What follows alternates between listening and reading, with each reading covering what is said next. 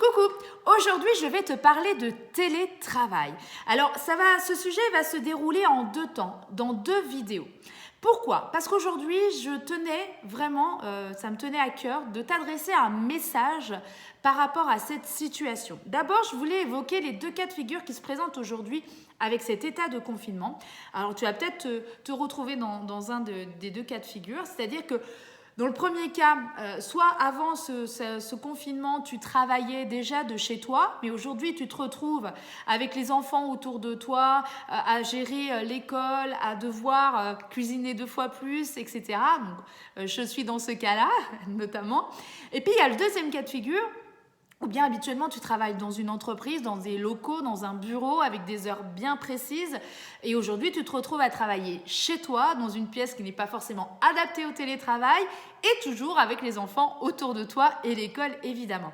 Donc ça rajoute des complications, mais le message que je voulais te passer, c'est notamment en fait aux échanges que je peux avoir avec les femmes aujourd'hui, aux mails que je reçois et aux contacts téléphonique et visio que j'ai. Et en fait, je reçois des témoignages qui m'inquiètent et pour lesquels je veux vraiment apporter mon aide et un message parce que j'entends beaucoup, on me dit beaucoup que les journées que les femmes sont en train de vivre depuis le confinement sont des journées à rallonge pour qu'elles puissent tout faire en fait dans la journée entre l'activité professionnelle, les enfants, la maison, etc., etc. Ce qui fait qu'elle commence parfois à 5 heures du matin et elle termine à 2-3 heures du matin. Et arrivée à une semaine de confinement, elles sont dans un état d'épuisement avancé, elles sont énervées, elles sont frustrées parce qu'elles n'avancent pas comme elles le souhaitent aussi sur leur activité professionnelle et puis elles se sentent aussi moins patientes avec leurs enfants.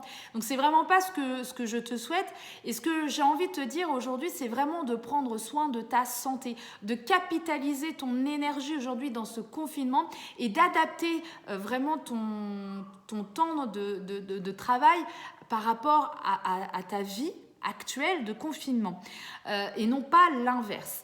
C'est-à-dire qu'effectivement aujourd'hui le temps qu'on peut avoir pour notre activité professionnelle est limité, mais je dirais que c'est aussi une manière, enfin c'est aussi une chance parce que ça nous oblige en fait à travailler différemment et aussi à travailler plus vers l'essentiel, vers la priorité, vers ce qui est important.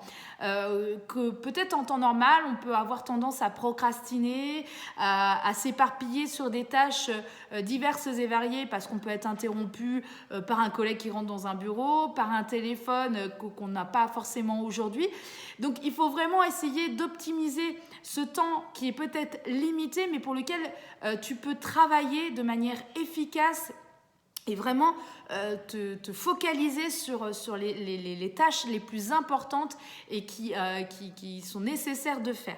Donc voilà, c'était vraiment le message que je voulais te donner, c'est vraiment de prendre soin de toi dans cette situation et de ne pas empiéter sur ton temps de sommeil, sur ton rythme biologique. C'est important de garder cette énergie-là pour justement garder cette efficacité pendant ce temps de confinement, mais aussi qu'en sortant de cette période-là, tu puisses en profiter au maximum.